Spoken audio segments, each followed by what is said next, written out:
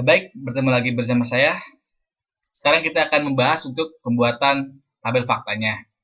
Sebagaimana telah kita buat di pertemuan-pertemuan sebelumnya, yaitu pembuatan tabel-tabel dimensi. Sekarang di sini kita akan membuatkan tabel fakta yang akan menggabungkan tabel-tabel dimensi tersebut. Tabel fakta yang akan kita buat adalah tabel fakta untuk ordernya. Nah, sebelum kita masuk ke pembuatan tabel fakta order, kita alangkah baiknya kita pastikan terlebih dulu bahwa kita telah memiliki database connection yang kita butuhkan.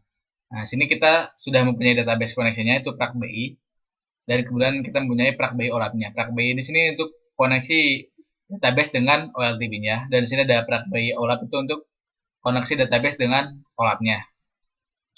Mungkin bagi yang tidak mempunyai database connection, itu untuk membuat terlebih dahulu database connection-nya, untuk tutorialnya dapat dilihat di pertemuan-pertemuan sebelumnya. Nah, sekarang kita lanjut ke pembuatan tabel fakta. Nah, di sini kita mempunyai beberapa step yang sudah kita sesikan agar lebih mudah untuk menjelaskannya.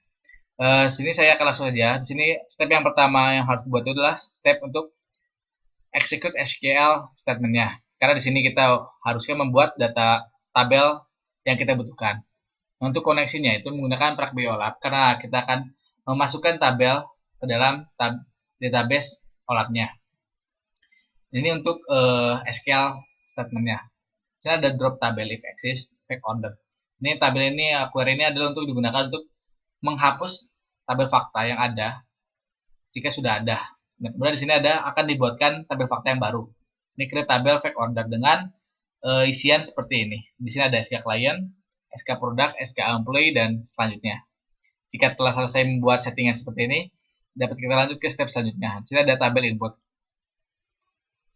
Nah, ini untuk tabel input yang akan kita gunakan. Sini tabel input yang akan kita ambil adalah data-data dari data di OLTP-nya, karena kita membutuhkan beberapa nilai seperti measure yang akan kita gunakan. Itu didapat dari tabel di OLTP-nya. Oleh karena itu kita membutuhkan koneksi untuk PrakBI-nya. Nah, karena di sini kita mengambil dari beberapa tabel, jadi kita di sini diharuskan untuk membuat query sendiri seperti itu. Nah, contoh seperti di sini, kita ingin mengambil order ID, kemudian client ID, kemudian order date, product ID dari tabel order detail, quantity dari order detail, dan selanjutnya, maka dibutuhkan query seperti ini. Nah, sini ada kita ambil dari order, yang nanti akan diselesaikan dengan O, kemudian di join dengan order detail, ini diinisialisasikan dengan OD, yang menggunakan untuk dicocokkan itu order ID-nya, kemudian di join dengan client, dan selanjutnya. Nah, jika setelah selesai membuat query seperti ini, nah kita akan mendapatkan value nilai-nilai dari ini seperti ini. Nah, kita setelah setting seperti ini kita klik OK, lanjut ke step selanjutnya. Nah, step ini adalah step untuk mengambil data-data dari tabel-tabel dimensi yang telah kita buat. Ini cukup mudah karena di sini hanya menggunakan database value lookup, tidak mengharuskan kita membuat query-query secara manual seperti tadi. Nah, kita di sini menggunakan koneksi PrakBI OLAP karena kita mengambil database dari database OLAP-nya. Untuk lookup tabelnya itu dimensi client, itu bisa langsung di browse nantinya. Kemudian untuk perbandingan data yang akan diambil itu yang akan dicocokkan itu adalah tabel field-nya. Itu tabel yang akan diambil dan field yang kita milikinya seperti itu. Dengan perbandingan sama dengan. Nah, nilai value yang akan dikembalikan, akan dimasukkan ke dalam tabelnya adalah SK kliennya. Setelah selesai menyeting seperti ini, kita lanjut ke step selanjutnya. Step ini tidak jauh berbeda dengan step sebelumnya, yaitu untuk mengambil nilai-nilai SK dari tabel dimensi yang sudah ada. Nah, di sini kita seperti tadi pada step sebelumnya, koneksi yang akan kita gunakan adalah koneksi untuk PrakBI OLAP. Nah, yang berbeda mungkin di lookup tabelnya, karena di sini untuk mengambil SK product dari SK product, maka kita untuk yang digunakan adalah dimensi product.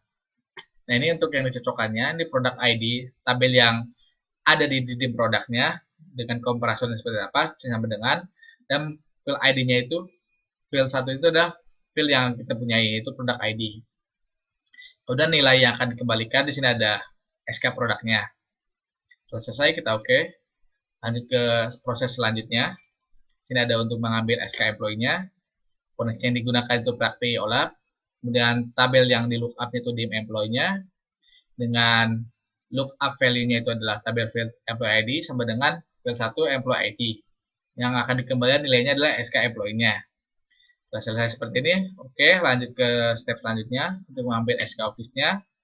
Sama seperti sebelumnya, itu koneksi menggunakan plug by OLAP.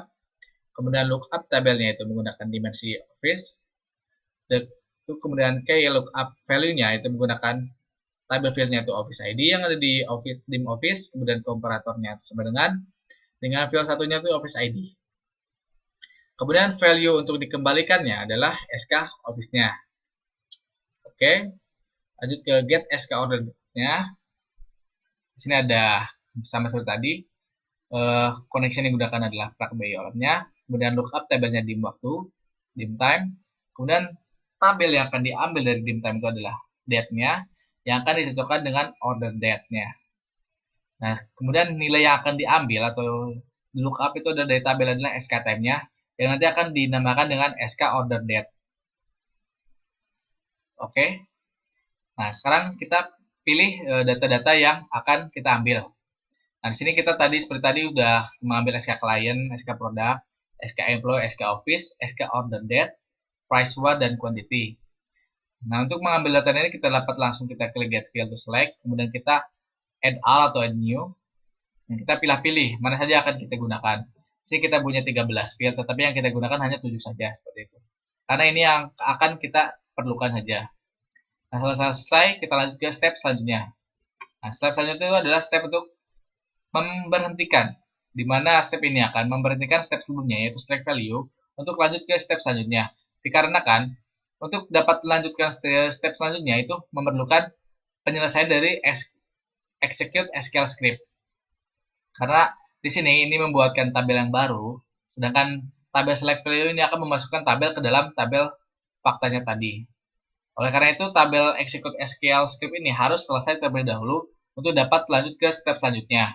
Nah, di sini menggunakan blok until step this finish. Nah, untuk mengambil nilai-nilai dari ini agar dapat masuk ke sini, tinggal klik di sini saja dan kemudian pilih step yang akan digunakan, yang akan dijadikan parameter, di mana step tersebut harus selesai terlebih dahulu agar step sebelumnya dapat lanjut ke step selanjutnya.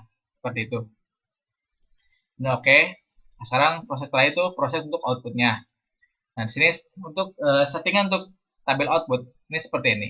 Di sini kita tidak perlu isikan karena tadi sudah kita pilih data-data yang akan kita masukkan. Kemudian step name-nya di sini kita isikan tabel output. Untuk koneksinya kita isikan plug by OLAP karena kita akan memasukkan data ke dalam database di database OLAP-nya. Untuk target tabelnya kita menggunakan target fact order karena kita akan memasukkan data ke dalam tabel fact order-nya. Nah, seperti ini untuk settingan tabel output-nya. Jika setelah selesai membuat settingan seperti ini, kita klik OK. Kemudian kita coba jalankan.